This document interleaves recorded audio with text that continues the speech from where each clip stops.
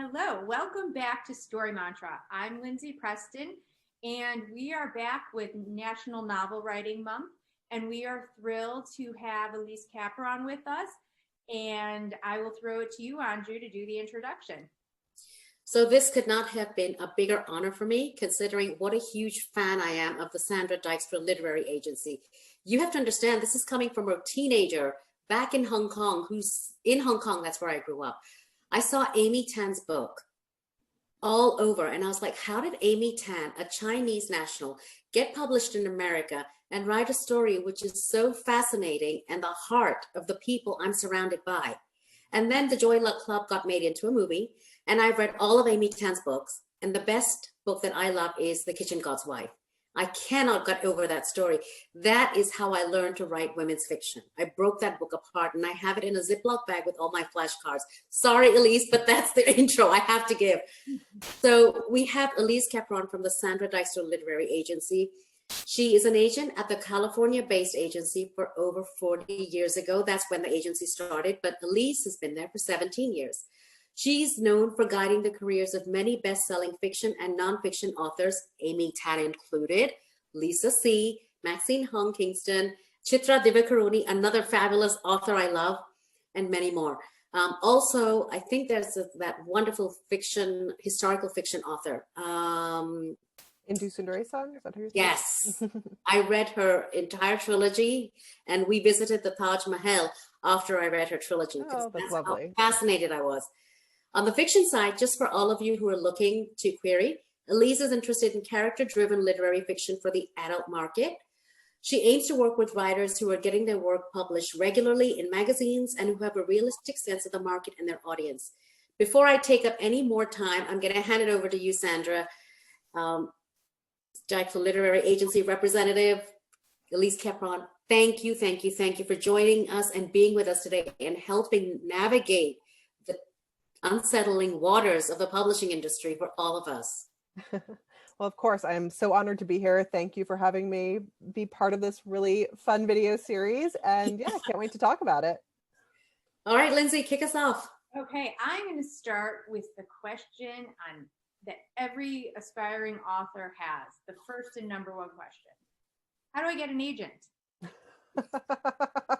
Oh my goodness. We could spend all day talking about that. But gosh, there are so many ways to get an agent. It's also, the biggest thing is I really do sympathize with writers. Everybody's going through NaNoWriMo right now, like you're really focused on your writing. What do you do at the end of November when you have your finished project? Well, first of all, you don't send it out right away. You work on it and get it polished. But but in terms of finding an agent, I mean, it's a tough world out there. There are so many agents. How do you navigate this big world? How do you find the person who is right for you? Do you need an agent? There's a lot of questions to explore, and it really is about educating yourself as much as possible at the beginning of the process. Number one, to think about the question whether you need an agent or not, which we can talk about in a second. And then number two, to really start trying to identify agents who actually might be a good fit for you, because that's one thing you have to keep in mind through the whole process, is that it's about finding the right match, finding the person who understands your work, not just that one, big agent name or whatever the case may be, but, finding the person who's going to be a good partner on your publishing journey with you and support you in the ways that you need that. And there's all different ways to find those people. There's really wonderful old school ways, like looking at the acknowledgements page of books you might compare to your own, ideally books that have been published in the last few years. There is doing research in places like Publishers Marketplace. There is agent kind of hunting on Twitter. A lot of agents have a big presence on Twitter.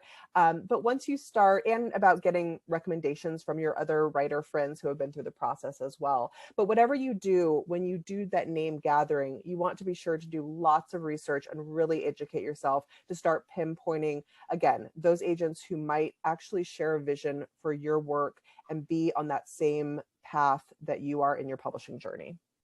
Wow. So where would we say, for an agent and an author's mind to meet, over a manuscript and a submission package? And there's just so many questions I have for you. Elise, I wouldn't even know where to begin. I think, let me ask the first question is, for those who are unsure, what is the role of an agent? And how does a writer know, do I need one? Do I not need one? Or do I go self-published solo? Sure. So to answer your first question, the role of an agent. So I really think of agents as career managers these days. We represent an author's interest when it comes to anything related to the publication of their book or books and managing their career throughout that process. So our primary function is to sell your book to hopefully the very best publisher for that particular book. And again, this is where it becomes so important that the writer or the agent gets your work so they can really place it at the right house. But we also do lots of important stuff like negotiating your contract, making sure that your book is taken care of throughout the publication process by the publisher. If something goes wrong and your editor is fired or something like that, we make sure that your book continues to be taken care of and has a new in-house advocate within the publishing house. We make sure that the publisher follows up on the promises they made early on when we negotiated that deal. And we basically, we just try our best to protect you and the book when that book comes out into the world. I mean, there are exponentially more books published every year. It's crazy. There is a sea of books published. How do you make yours seen? How do you find your audience? How do you make sure that that book is not buried in that, sea of other books or drown in that sea of other books? And we're there to really try our best to advocate for you and make sure that your book does find its audience and is cared for throughout the process. We also do things like advise you along the way about, essays you might want to be writing, op-eds, like other things we need to be asking the publisher. Again, just kind of keeping an eye on things and keeping all the various balls rolling forward. Some things that an agent does not do, which I think are equally important to keep in mind. Don't expect an agent to be your publicist. That is really in itself an entire other full-time role. Some agencies these days do offer some services like that, but it's not really part of the core role of an agent. So don't go in expecting that. And we're not, excuse me. And while most agents, I would say, are pretty editorially involved, so expect to do revision work with an agent who you sign with, we are not editors. So we should not be relied upon to be the only one giving you all the editorial feedback. That should be coming from elsewhere as well, although you probably will end up getting feedback from an agent. That's just a tiny sampling of the things we do. In terms of thinking about whether or not you need an agent, so this is something I actually love to talk about, because even though I'm coming from the traditional publishing side and the agenting side, I really do believe that the best path for each author and each book is a little bit different. And what's so important starting on this journey, if you're at the beginning of it or in the middle of it or wherever you might be, is really becoming conscious of what that best publishing path for you is. And sometimes that means the traditional publishing path and like working towards trying to get that review in the New York Times and whatever that, what else might come along with that.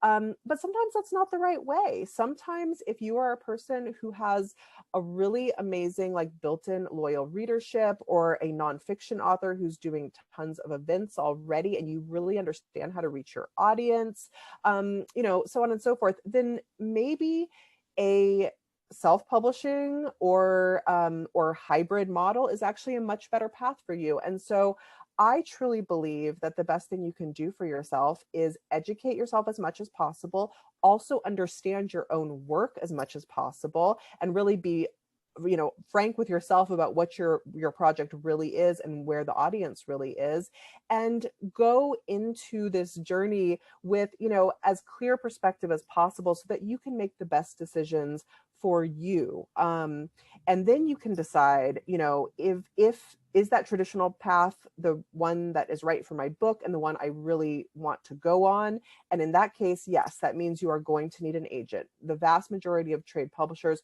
are not going to even look at a submission without an agent on board. But if you think another avenue might actually be the one that works for you, then you do not necessarily need an agent. There are also some, I'll just say very briefly, some new models of agenting we're sort of seeing a little bit of, such as like agent-assisted self-publishing and things like that. So those are kind of interesting, kind of new things that are happening too. But yeah, again, going in with clear vision is the best thing you can do for yourself when you decide whether or not you need an agent on board. Lindsay, do you have a question? Because I have a ton. Do you want to start? Yes, I do have one, but if you would like to go, be my guest. What can an agent expect from an author? What are the expectations? Sure. So well, you know, I guess this gets right to the question of a lot of authors sometimes say, you know, they've worked so hard to get this agent, and what is this agent really going to do for them, right? And I've touched on some of the things an agent does do, but speaking to your question, we are looking for partnerships. So we are absolutely looking for an author who is going to be able to bring certain things to the table as well. And so what could that mean? It could mean a lot of different things depending on the book, but I mean, we want to work with somebody who has lots of cool ideas about ways their book might find its audience, who is an inspired person and an engaged and an energized person who, you know, is excited about writing, you know, essays or op-eds when the book is getting ready to publish, who maybe has a great mailing list already, who is just what it could be all kinds of different things, but I would say generally someone who brings a willingness to make this a team effort and who is going to be that real team player throughout the whole process. I've occasionally, you know, had people who will send projects and then they just think that they, you know, go into a dark closet after they've handed in the book and never show their face again. And I would say, especially in these times, it's really, really hard to do that. You need to be willing to be out there and working all through the you know, the whole process and communicating very clearly with everybody and just being an engaged team member. So yeah, I'm looking for that energy, I think, and somebody who has interesting ideas and is willing to explore them. Wow. That's a lot. That's, you know, something I would have never ever thought of from the other side. Seriously. Lindsay, what do you have to say? So that's I think that's the author you're looking for. That's the type of person. What are you looking for when it comes to the actual manuscript? Because obviously when it comes to you, it hasn't gone through extensive developmental edits and line edits. So what are you really looking for in that submission to you? So for me, it's such a hard thing to quantify exactly, but I will say this. The vast majority of projects I have taken on in my almost 18 years of doing this, I have known I wanted to represent that project within the first 5 pages of the manuscript. It doesn't always have to be perfect the whole way through, right? But there's some, you know, it's just like when you go to the bookstore and you're flipping through books and deciding if you want to buy that book or not, and you read the first couple pages of the first chapter and you get excited or you don't. And I really am honestly just looking for that feeling. Now that said, sometimes I'll read the 400-page manuscript and I will not be as excited by the end and maybe won't sign on, but those ones that I look back that I always have that feeling right away. So for me, when it comes to fiction, I'm looking for writers who are confident in their narrative voice, who are presenting interesting narrative voices or stories I have not heard before, and whose passion really comes through in their work. And I realize that's kind of a tough thing to say because probably every writer feels like that comes through in their work, and it's just that I'm connecting with something, right, unspoken, like, but I would say that is about honing your craft, because I think that confidence in your writing only comes through with honing your craft a lot, practicing, and revising. And also being willing to, I think, experiment with your own work, you know, really getting to know yourself as a writer and take risks. I do think that pays off. In terms of nonfiction, I am looking for stories that cast new light on history. I do a lot of history we thought we knew, and to me that's quite exciting, and I do a lot of that these days, and that kind of thing can kind of be, you know, encapsulated really like in a few paragraphs or in a proposal, and I get excited about that as well. So wow, can I ask the next question? There's so many. How does an agency decide what genre of work they're going to take on? Because sometimes you'll see we deal with all these genres, but we don't do paranormal, or we don't do historical fiction, or we don't do, you know, stories set in such a theme and time. Where does that come from? Is it the collaboration of agents themselves? Is it the agency that speaks up? How do we know? So in that, it's a great question. So I would say it probably grows naturally out of what the group of agents ends up finding that they're good at over the years, and that sometimes changes. You know, the types of projects I was taking on when I started, my agenting, like, I think journey has really evolved a lot. Like, I never would have guessed I'd be doing certain types of books that I do now, you know, even 10 years ago. So I think it grows naturally out of that. I do think there are certain agencies who have really, you know, crafted a certain identity for themselves. Andrea Brown, you know, they only focus on, you know, YA and children's and those areas, and so they only bring in agents who do those areas, for example. But yeah, I mean, I think it depends on the specialties of each agent in particular, and so those specialties and those focuses also are potentially going to change over time. So that is something you need to pay attention to. And another reason you really need to do your homework on the agencies or agents you're submitting to. You know, you need to make sure that the thing they were known for 20 years ago is still the thing that they're doing now, because that can shift over time. Right. Does that also change with agents who transition in and out of agencies, new agents who come on board? So, well, I would say that, I mean, an agent who moves to a new agency, they're probably going to focus on similar areas they were before, because again, it's probably what they've found that they do really well. And as far as a newer agent, you know, oh gosh, I don't know. It could be a lot of different things. Either number one, they're figuring out what they're good at, which is probably built on the type of work they like to read. But sometimes there may be cases which, you know, Lindsay, I don't know if you can speak to this or not, but sometimes there may be cases where like an agency does need someone who focuses on a particular area and maybe try to bring in someone to really fill that hole. I think it could be a variety of cases depending on the agency. So because we are getting close to the time, I'm going to throw out a question that I know majority of the people watching are writers, but I think there's an interesting journey that happens to writers. And if you become a different part of your career and you want to figure out just a way to make a living as a writer, an agent is an option. How do you become an agent?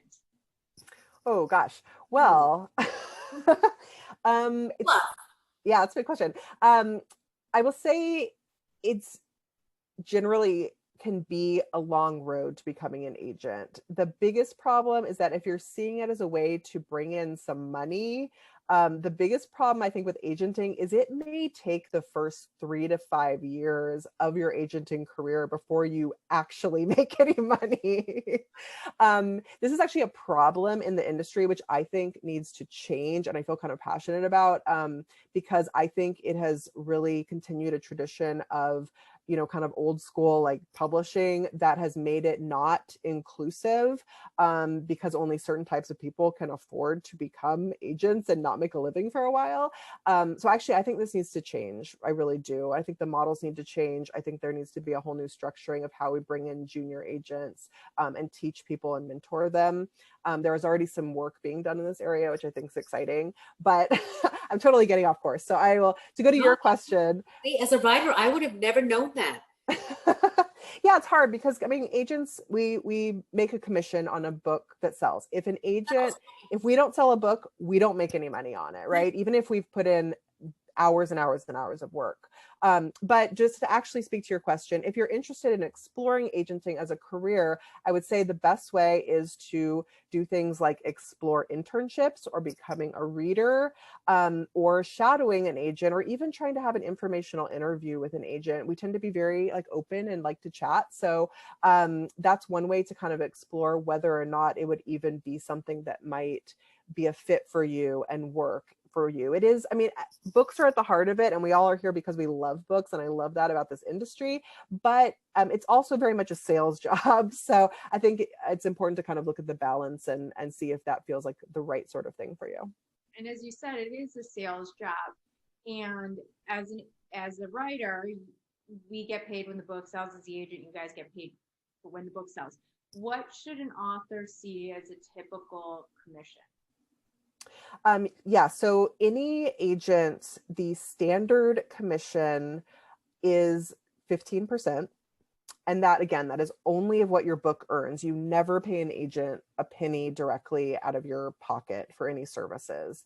If an agent is asking for any sort of fee, I'm not saying you should run screaming, but I do think, because there may be some valid reasons out there, and I also welcome new models of agenting. I don't think there's just one way, but take a careful look at that agreement with that agent and make sure you understand exactly what that's going towards. But yeah, 15% is typical. If an agent does things as the Dijkstra agency does, such as handle sub rights, so foreign rights, audio rights, stuffed animal rights, things like that, in those cases, we actually do charge 20% because we are working with a co-agent in Italy or wherever. And so we're each taking 10%.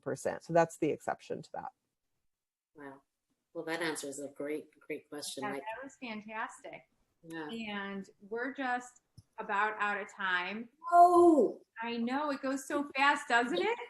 no, this happens every time. Just when we start gelling in, and then I have like a million questions here, and I'm sure all the other writers would. And But Elise will be back with us next week, so we will continue on. Would you like to leave one tidbit of advice for? Well, you already told us what to do at the end when their novel's done, but how do they know the right time to reach out to you or to somebody? Oh my gosh. After you have, number one, done a lot of revisions, gotten a lot of feedback from people you trust, and just when you feel like it's the best it can be. I mean, and I don't know exactly what that point is, but you do want to wait till it's polished and ready, and also be prepared in that case to get a lot more feedback along the way and be open to that. Because you're probably going to get to do more revision once you get an agent too. Oh, if you get one, then you get to do the next step, which was going to exactly.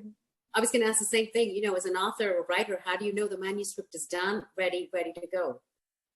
Yeah, I think it's just about continuing to get beta reads, and until you really feel good about the feedback and you feel like it's, doesn't need more substantial revision. So yeah, I think it's feedback based. Well, thank you so much. And thank you everyone for joining us. And we will have Elise back next week to finish out National Novel Writing Month. So we will see you then. Thank you, Thank everybody. you so much, Elise. Thank you guys. It was fun.